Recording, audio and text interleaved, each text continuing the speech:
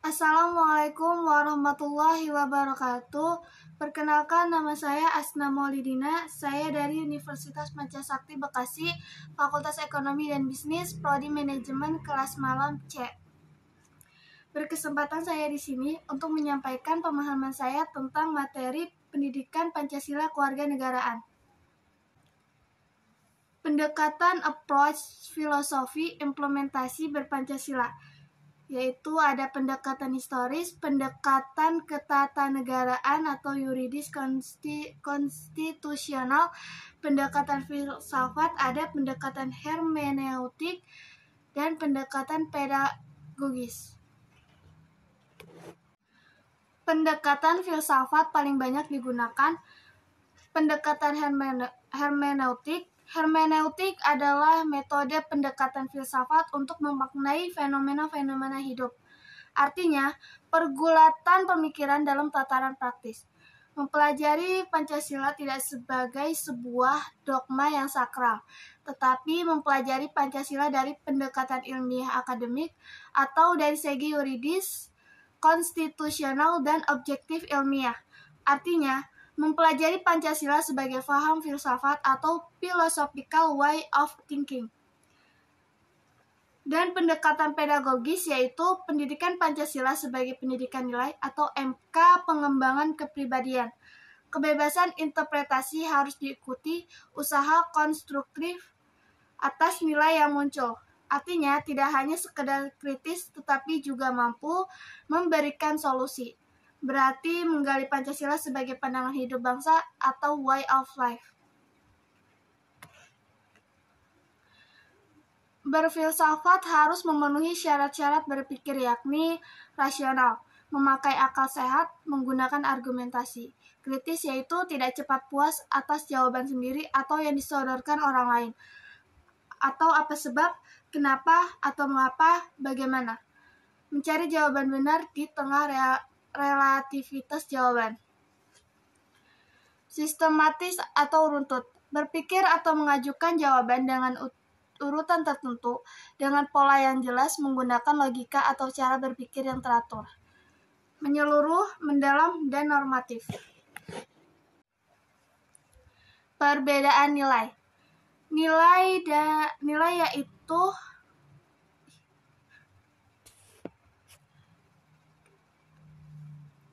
perbedaan nilai norma dan sanksi. Perbedaan nilai norma dan sanksi.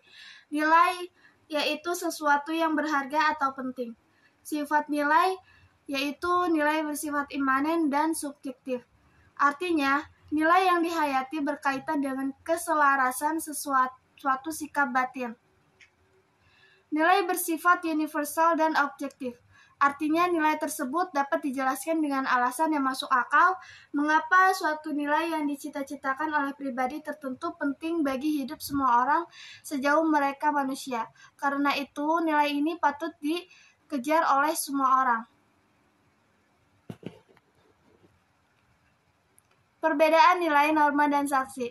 Norma yaitu ukuran bagi perilaku atau patokan atau pedoman perilaku. 1.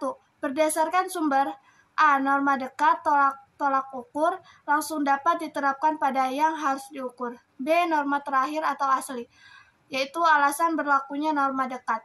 Yang kedua, berdasarkan cakupannya. A. Norma teknis, berlaku untuk tujuan kegiatan sementara dan terbatas. B. Norma berlaku umum, skala luas bagi banyak orang. Norma sopan santun, yaitu berlaku atas dasar kebiasaan dan pendapat kebanyakan orang. Norma hukum, yaitu ditetapkan oleh otoritas masyarakat, dapat dituntut pelaksanaannya, pelanggarannya ditindak dengan pasti oleh penguasa sah. Norma moral, yaitu merangsang orang berperilaku berdasarkan ajaran, prinsip moral yang ditetapkan agama dan masyarakat, bertujuan mengarahkan orang pada tujuan terakhir hidup manusia, benar, indah, baik, bahagia. Perbedaan nilai norma dan sanksi. Sanksi yaitu hukuman atau penghargaan yang diberikan untuk ketepatan pelaksanaan norma. Sanksi bisa berupa reward atau upah, hadiah atau pahala, punishment atau hukuman. Nilai dasar. Asas-asas yang diterima sebagai dalil yang bersifat mutlak. Nilai dasar ini diterima dan tidak dipertanyakan lagi atau dijabarkan dalam norma dasar. Nilai instrumental, yaitu lebih rendah dari nilai dasar karena nilai instrumental menjabarkan nilai dasar ke dalam wujud konkret serta sesuai dengan perkembangan zaman. Nilai ini merupakan tafsiran positif terhadap nilai dasar. Nilai praksis, nilai yang sesungguhnya dilaksanakan dalam kenyataan. Nilai filosofis, sila ketuhanan yang Maha Esa, yaitu secara umum nilai yang terkandung pada sila ketuhanan yang Maha Esa diinterpretasikan sikap takwa kepada Tuhan yang Maha Esa.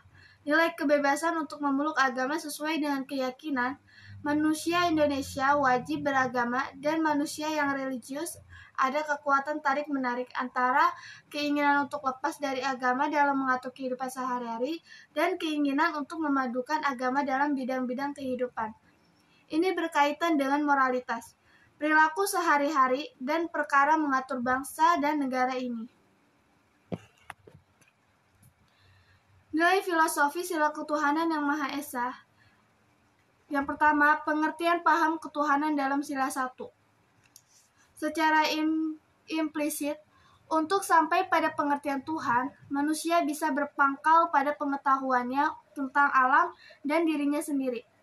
Segala sesuatu yang ada di dunia ini memiliki sifat-sifat terbatas atau fana, yaitu relatif, tergantung, diciptakan atau terjadi, tidak niskaya atau tidak sempurna, dan tidak mutlak.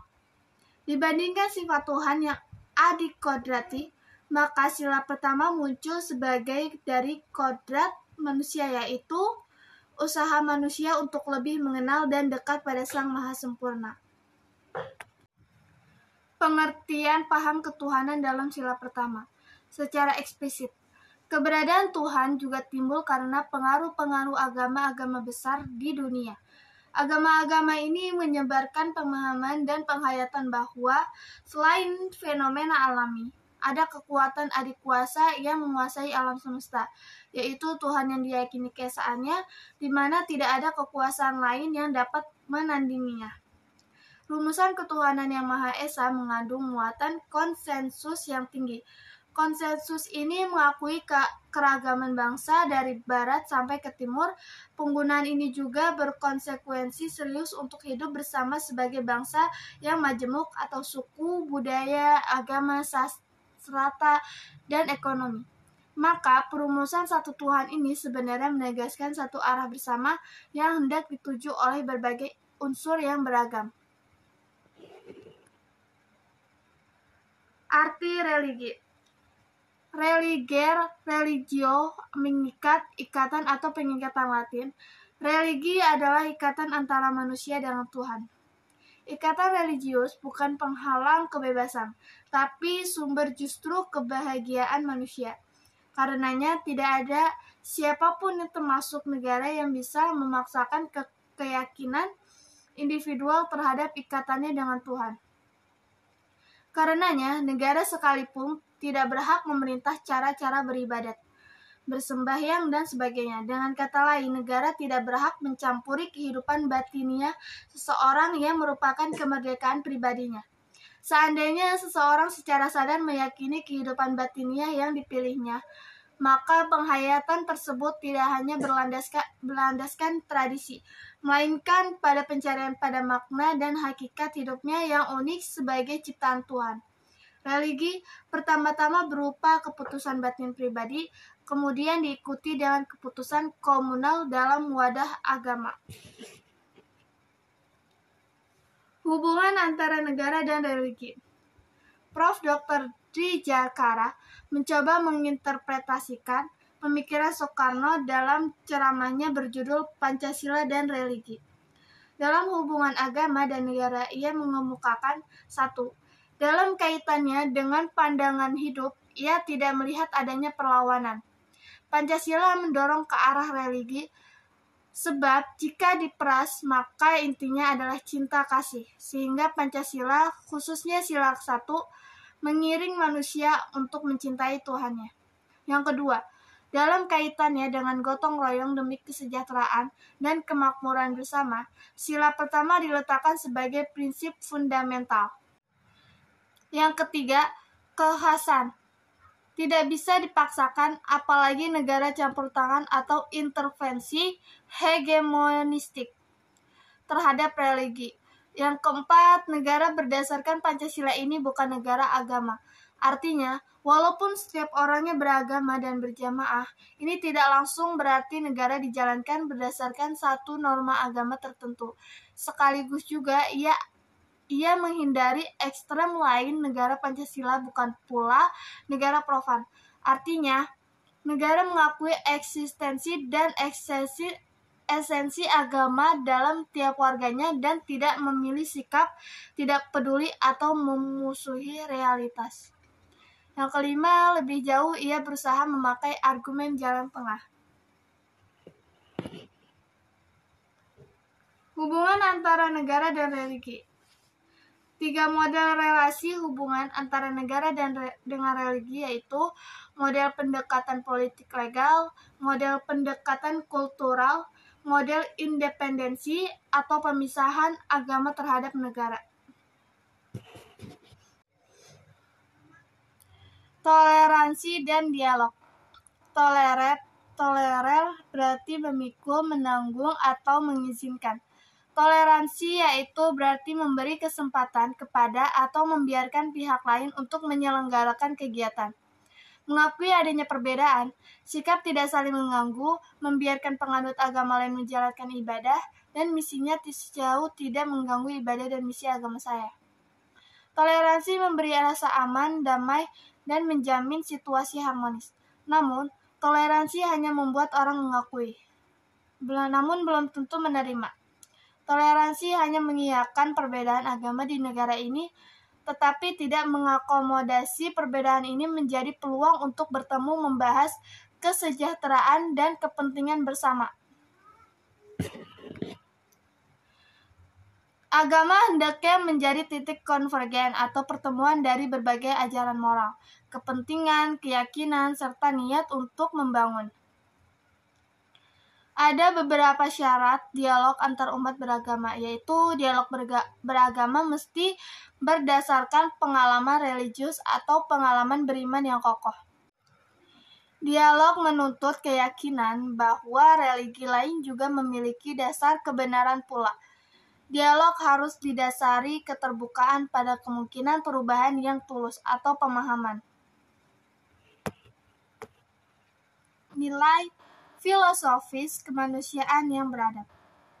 Membahas nilai filosofis sila kedua berarti membahas keunikan, martabat, dan nilai-nilai kemanusiaan yang berlaku universal.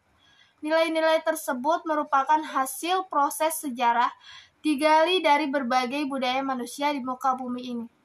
Nilai-nilai itu kemudian disadari, direnungkan, dan dikonfrontasikan dengan nilai-nilai setempat. Dengan demikian, proses perumusan nilai kemanusiaan universal mengalami pemurnian. Oleh karenanya, penting mengambil sikap mawas diri, yakni mengkaji dan meninjau kembali nilai-nilai kemanusiaan universal dengan prinsip kehidupan masyarakat kita sendiri. Piagam HAM universal. Kesadaran pada kodrat manusia mewarnai sejarah manusia dapat dilihat pada Piagam Magna Carta di Inggris 12-12-1212, Deklarasi Kemerdekaan Amerika 1776, Piagam Revolusi Prancis 1789. Pada piagam tersebut, hak manusia memperoleh tempat dan penekanan istimewa melawan penindasan dan penghancuran kemanusiaan itu sendiri. Para filsuf humanisme atau berkembang terutama pada abad 18-19 melakukan pemikiran kemanusiaan secara mendalam atas hakikat dan kodrat manusia. Deklarasi HAM dalam Piagam PBB 10 Desember 1948. Aspek filosofi pasal 1 dan 2. Pasal 1. Sekalian orang dilahirkan merdeka dan mempunyai martabat dan hak-hak yang sama. Mereka dikaruniai akal dan budi dan hendaknya bergaul dalam persaudaraan. Pengakuan hakiki kodrat manusia, Thomas Aquinas, bahwa setiap orang dilahirkan dengan hak-hak yang tidak dapat dihapuskan. Karenanya, hak individu tersebut lebih tinggi dan hukum negara. Pasal kedua, setiap orang berhak atas semua hak dan kebebasan yang tercantum dalam persyaratan ini dengan tak ada kecuali apapun. Selanjutnya, tidak akan diadakan perbedaan atas dasar kedudukan politik, hukum, ataupun kedudukan internasional dari negara atau daerah seseorang berasal, baik dari negara merdeka atau tidak merdeka. Pasal ini merupakan tuntutan logis dari pasal 1, prinsip antidiskriminasi, karena kebebasan manusia memiliki ekualitas kesamaan derajat. Hak Asasi Manusia atau HAM, pasal 3-27. Pasal 3. Sandi pertama HAM, hak kehidupan, kebebasan, dan keamanan pribadi. Pasal 4-21 yaitu hak-hak dalam proses peradilan, hak-hak kewarganegaraan atau sipil, dan hak-hak politik. Pasal 22 yaitu sendi kedua, jaminan sosial. Pasal 23-27 yaitu hak-hak ekonomi dan hak-hak sosio-budaya.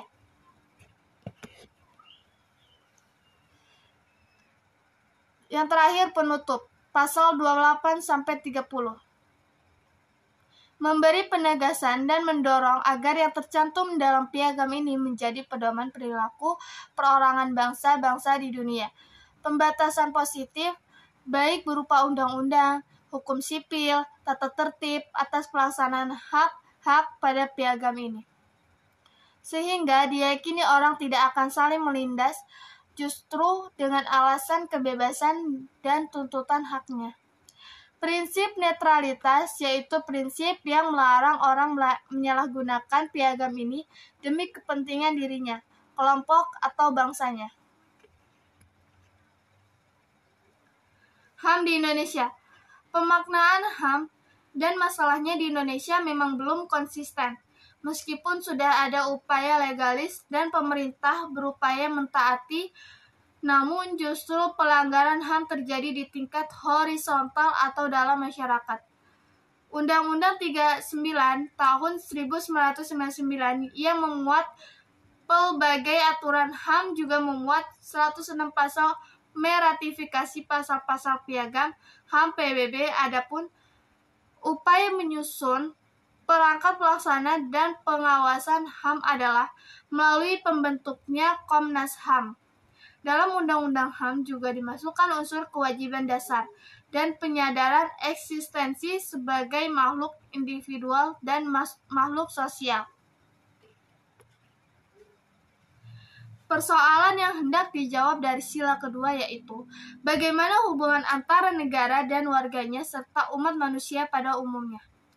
Prinsip negara kemanusiaan adalah negara yang bersikap terhadap bangsa dan negara lain berdasarkan harkat dan martabat manusia.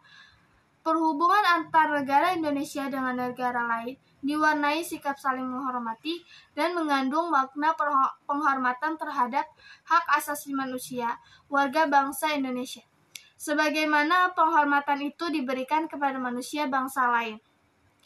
Butir-butir HAM ini dalam Undang-Undang 1945 yang diamandemen telah dirinci. Dampak prinsip tersebut terhadap politik luar negeri.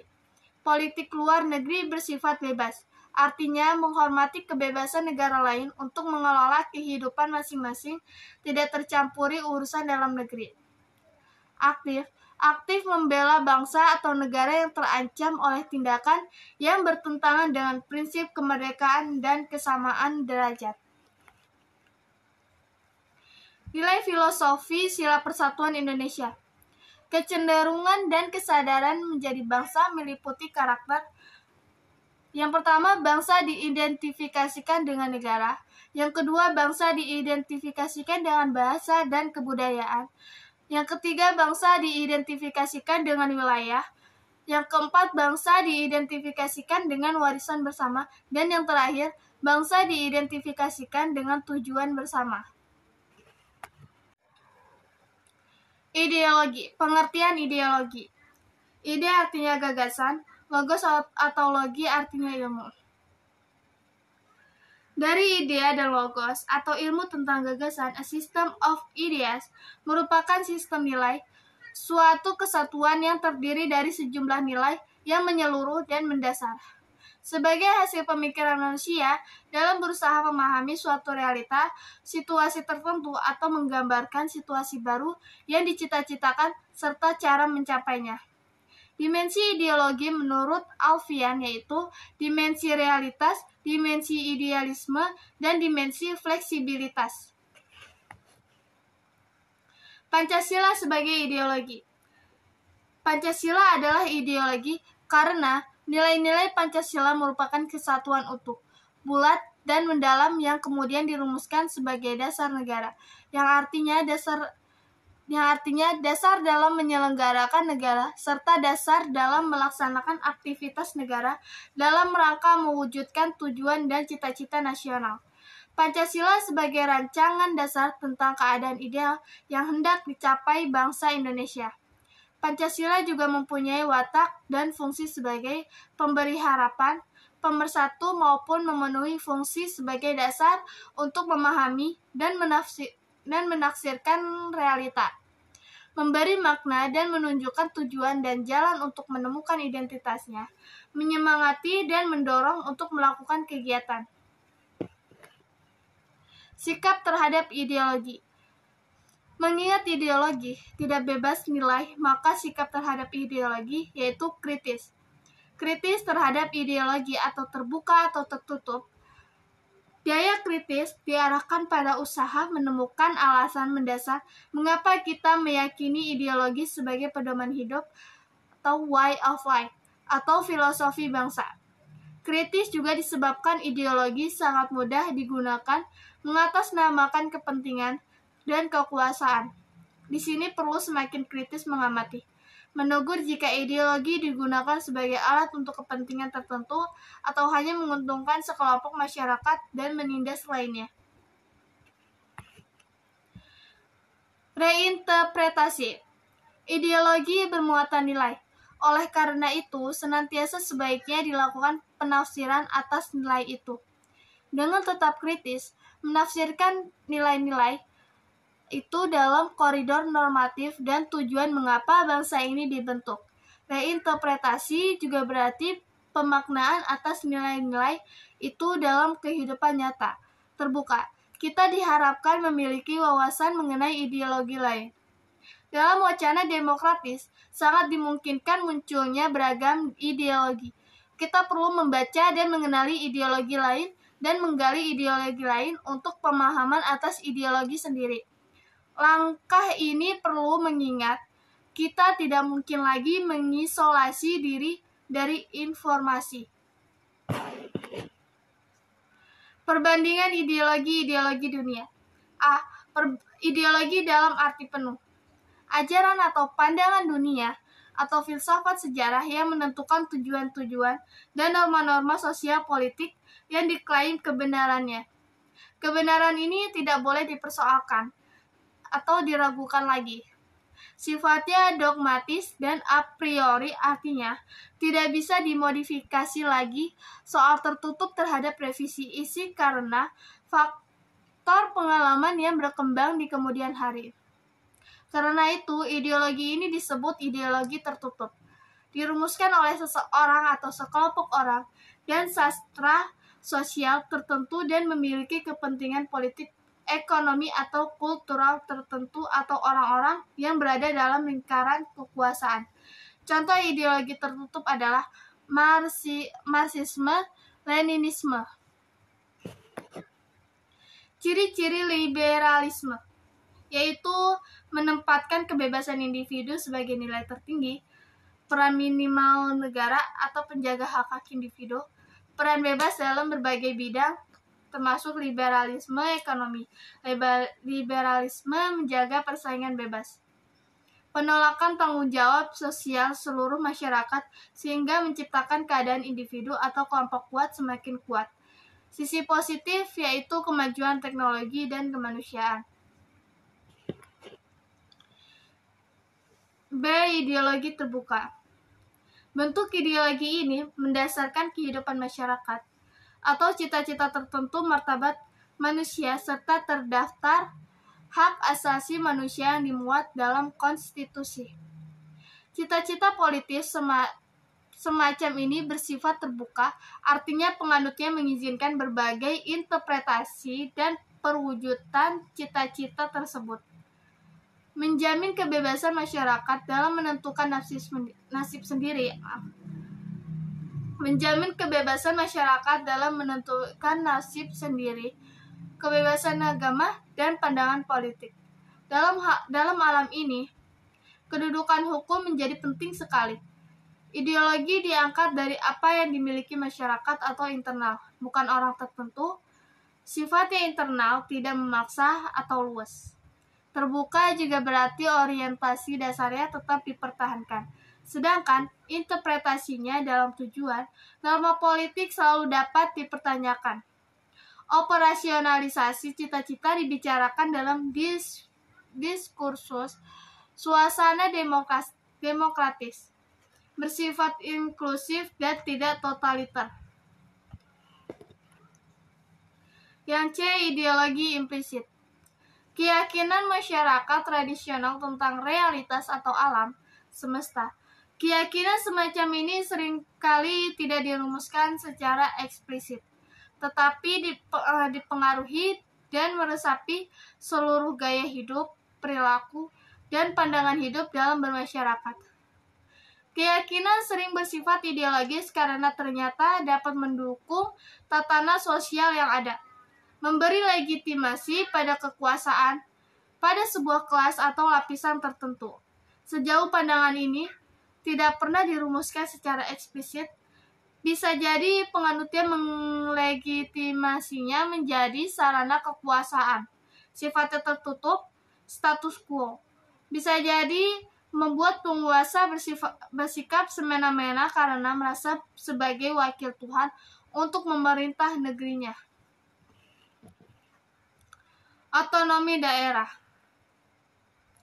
Hubungan pemerintah pusat dan daerah, hubungan ditentukan dengan adanya undang-undang, demikian juga pembagian keuangan dan hasil kekayaan sumber daya alam. Pengakuan mengenai daerah-daerah khusus dan daerah istimewa, kesatuan masyarakat adat. Dasar kebijakan otonomi daerah. Dasarnya adalah demokratisasi, pemberdayaan daerah, pelayanan masyarakat yang lebih baik, dan pembagian keuangan serta hasil SDA yang adil dan merata. Sifat otonomi daerah. 1. Luas atau luas kabupaten dan kota. Terdapat keluasan daerah untuk menyelenggarakan pemerintah yang mencakup kewenangan seluruh bidang pemerintah. 2. Nyata. Kewenangan dasarnya adalah datang dari aspirasi yang nyata dari masyarakatnya sehingga otonomi menjadi sangat bervariasi sesuai kebutuhan setempat. Dan yang ketiga, bertanggung jawab. Wujud tanggung jawab sebagai konsekuensi pemberian hak dan kewenangan. Pemerintah wajib mencapai tujuan dan dasar kebijakan otonomi dan memelihara hubungan yang serasi antara pusat dan daerah. Daerah dengan daerah demi keutuhan NKRI.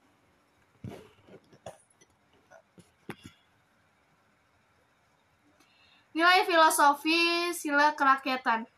Demokrasi. Paham dasar demokrasi. Logika kesamaan politik. Semua anggota kelompok ataupun asosiasi manapun sama berhak dan mampu untuk berpartisipasi secara sama dengan rekan-rekannya dalam pemerintahan kelompok atau asosiasi tersebut.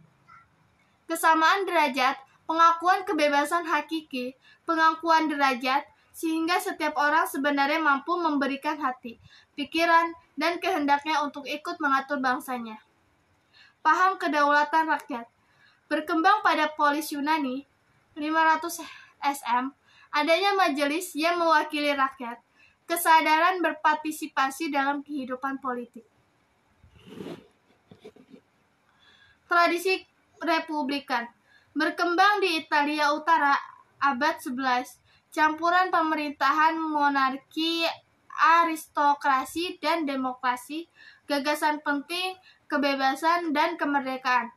Paham pemerintahan perwakilan berkembang di negara-negara Eropa abad 17, prinsip perwakilan dan pemerintahan representatif. Legitimasi demokrasi. Pola pemahaman agama-agama monoteis sejalan dengan pola demokratis karena ajaran bahwa pada dasarnya manusia sederajat, memiliki kedudukan dan status yang sama di mata Allah. Sehingga pola pikir feodalitis, sistem masyarakat piramidal dan hierarkis tidak cocok lagi diterapkan pada masa sekarang. Kalaupun ada perbedaan status dan kedudukan sosial, itu hanya bersifat fungsional, tidak identik dengan pembedaan yang dibawa sejak lahir. Ciri-ciri negara demokrasi yaitu negara hukum. Fungsi-fungsi negara dijalankan oleh setiap lembaga berdasarkan Undang-Undang Dasar. Undang-Undang Dasar menjamin HAM agar tidak terjadi penindasan oleh penguasa. Lembaga-lembaga negara berjalan atas dasar hukum. Masyarakat dapat mengajukan badan negara ke lembaga peradilan, badan kehakiman yang bebas dan tidak memihak. Kontrol efektif pada pemerintah. Kewajiban pemerintah mempertanggungjawabkan kebijakan-kebijakannya. Parlemen dan mass media sebagai suara langsung rakyat berada di atas kedudukan pemerintah. Parlemen harus independen, anggotanya dapat secara bebas menyatakan pendapat, meminta pertanggungjawaban pemerintah, atau menolak kebijakan yang diambil pemerintah. Parlemen dan pemerintah bersama membuat perundang-undangan. Berdasarkan hasil pemilu, parlemen dan rakyat dapat mengesahkan atau menolak atau menghentikan pemilu. Lembaga pemilu mengandung unsur-unsur yaitu multipartai peserta pemilu. Semua warga negara berhak memilih dan dipilih atau mencalonkan diri. Hasil pemilu berupa lembaga perwakilan rakyat, berfungsi sebagai lembaga legislatif. Prinsip mayoritas. Dalam negara demokrasi, selalu terdapat unsur mayoritas dan minoritas yang selalu berganti-ganti. Pihak mayoritas maupun minoritas harus memperhatikan syarat-syarat berikut, yaitu harus terdapat mekanisme demokrasi yang wajar. Minoritas akan mau menerima pemerintahan mayoritas sepanjang pihak minoritas dilindungi hak dan kepentingannya. Partai-partai tidak bisa bersifat primordial, murni, atau terbuka. Parlemen yang terdiri dari partai mayoritas karena suku atau aliran cenderung diskriminatif terhadap minoritas. Jaminan atas hak dasar demokrasi rakyat. Hak-hak ini meliputi: yang pertama, hak menyatakan pendapat secara lisan ataupun tertulis melalui media massa. Yang kedua, hak mendapatkan informasi alternatif selain informasi pemerintah. Dan yang ketiga, hak berkumpul, berserikat, mendirikan partai politik, dan hak berasosiasi.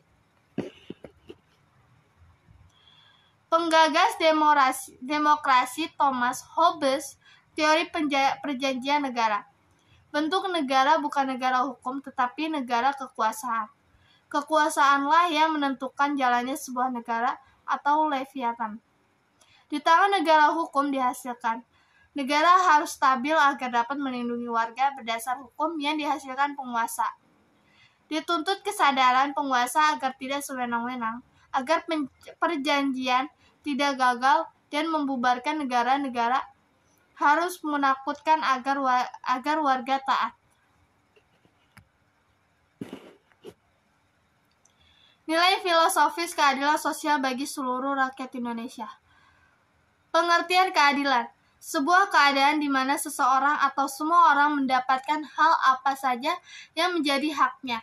Atau bisa juga keadaan seseorang mendapatkan bagian yang sama seperti yang diterima orang lain. Keadaan individual, keadilan ditentukan oleh kehendak baik seseorang memberi sesuatu pada orang lain menurut hak atau prestasi mereka. Keadilan sosial atau masyarakat berarti meletakkan keadilan dalam struktur dan sistem masyarakat.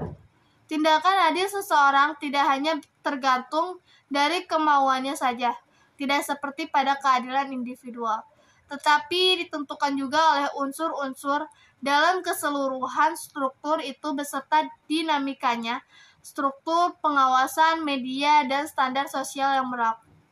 Walaupun seseorang mau melaksanakan keadilan, kondisi sosial bisa mencegahnya dan membuatnya tak bisa adil. Kesadaran budaya terhadap keadilan sosial. 1. Budaya feodalisme. Berpola patron klien atau hamba Tuhan, kawula Gusti. Keadilan yang berlaku adalah keadilan individual. Kesadaran budaya yang penting setiap orang tahu kedudukannya dan kewajibannya dan apa yang harus dikerjakannya, serta mengerti haknya. Masalah keadilan sosial luput dari perhatian masyarakat. Keadilan terjadi bila setiap orang dari golongan manapun berkehendak baik, berlaku adil terhadap sesamanya. Di Indonesia, masa kerajaan penjajahan, keadilan sosial tidak disinggung-singgung. Persoalan keadilan adalah bagaimana raja memelihara rakyatnya dan bagaimana rakyat berterima kasih kepada raja. Yang kedua, budaya industrialisasi dan kapitalisme. Revolusi industri tidak semata pengembangan pengetahuan praktis dan mekanis. Revolusi industri juga menumbuhkan pola baru dalam bidang ekonomi, pola hubungan kerja yang baru, pola gaya hidup baru, dan pola sosial yang baru. Pola relasi sosial baru ditandai dengan munculnya kelas sosial baru dari patron klien menjadi pemilik modal pekerja.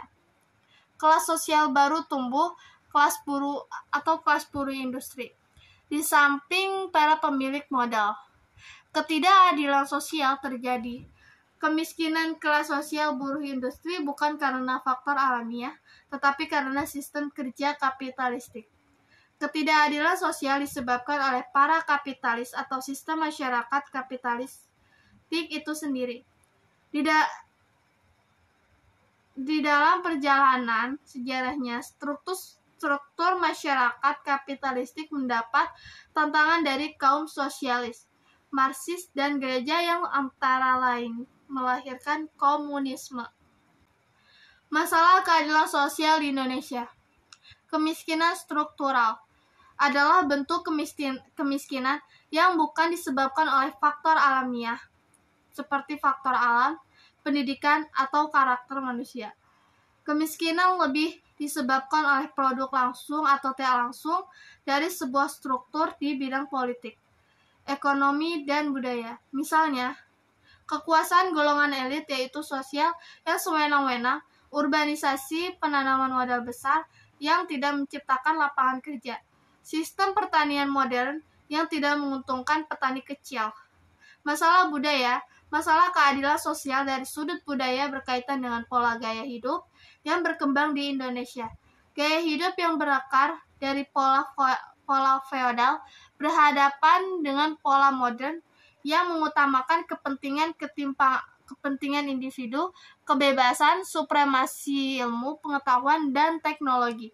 Terjadi ketimpangan sosial karena yang diuntungkan adalah golongan patron, baik melalui penanaman modal maupun akibat kolonialisme. Demokrasi yang dibawa oleh pola modernisasi, gaya kapitalis tidak merubah mentalitas rata-rata masyarakat, karena kuatnya pola patron klien yang tidak demokratis pada budaya feodal. Masalah daya beli masyarakat. Jumlah penduduk yang besar merupakan peluang baik bagi pelemparan produk. Namun, pelemparan produk ke pasar ternyata tidak dibarengi dengan peningkatan daya beli masyarakat, sehingga harga-harga tidak benar-benar terjangkau oleh masyarakat kebanyakan. Masalah penentuan orientasi pasar. Daya beli masyarakat yang rendah membuat orientasi pasar hanya menjangkau golongan menengah ke atas yang jumlahnya hanya sekitar 10% penduduk. Kebanyakan masyarakat tidak mampu menjangkau barang-barang tersebut, sehingga kesejahteraan mereka meningkat. Ini merupakan bentuk lain dari kemiskinan struktural yang mengakibatkan ketidakadilan sosial. Masalah pertanian. Petani kecil yang ingin meningkatkan daya beli tidak mampu memenuhi standar penanaman pangan. Sementara petani kaya cenderung beralih ke tanaman yang lebih menguntungkan. Menanamkan nilai solidaritas dan subsidiaritas. Solidaritas berarti membela dan mengusahakan kehidupan bagi orang-orang yang dipinggirkan dalam proses atau mekanisme hubungan antar bidang kehidupan, karena terbatas dalam akses kepentingan politik, ekonomi, dan budaya mereka. Bersikap solider adalah upaya menentukan prioritas dalam struktur masyarakat, siapa yang mendapat pemberdayaan lebih dahulu. Demikian beberapa hal yang bisa saya sampaikan pada kesempatan hari ini. Saya mohon maaf yang sebesar-besarnya apabila ada tutur kata maupun tindakan yang kurang berkenan bagi teman-teman sekalian. Dengan ini presentasi hari ini saya tutup. Terima kasih. Wabillahi taufiq wal hidayah. Wassalamualaikum warahmatullahi wabarakatuh.